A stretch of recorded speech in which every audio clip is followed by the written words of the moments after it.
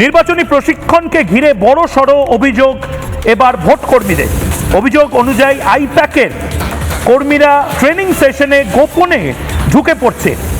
ভোটকর্মী ভাস্কর ঘোষ সহ একাধিক কর্মীর দাবি, একই ভিডিও আগে রানাঘাট একের ডিএম এসডিও মারফত এসেছিল, তাই নতুন করে ভিডিওটি যাচাই না করে ট্রেনিংয়ে চালানো হয়। পরে দেখা যায় ভিডিওর মাঝখানে নতুন অংশ তৃণমূল কংগ্রেস এবং মমতা বন্দ্যোপাধ্যায়ের বিজ্ঞাপন দেখানো হয়েছে। আইপ্যাক ট্রেনিং এর ভিডিও টেম্পার বা পরিবর্তন করছে বলে অভিযোগ করা হচ্ছে। যে ভিডিওটা যেটা আজকে চালানো হয়েছে, এইরকমই আরেকটা ভিডিও কিন্তু আগে ডিএম অফিস থেকে থ্রু এসডিও অফিস হয়ে বিডিও অফিসে এসেছিল, রানাঘাট এক বিডিও অফিসে। যারা নির্বাচনের যারা ট্রেনিং দিচ্ছিলেন তারা দেখেছিলেন।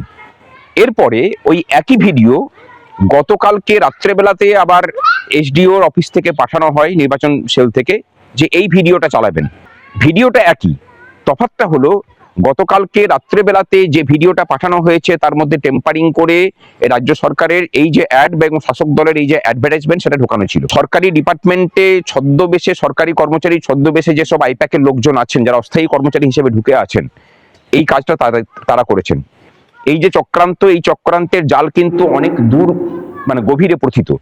নির্বাচন কমিশনকে অনুরোধ করব যে এর যথাপযুক্ত ব্যবস্থা গ্রহণ করা শুধু নয়, যারা যারা যুক্ত তাদের বিরুদ্ধে কঠোর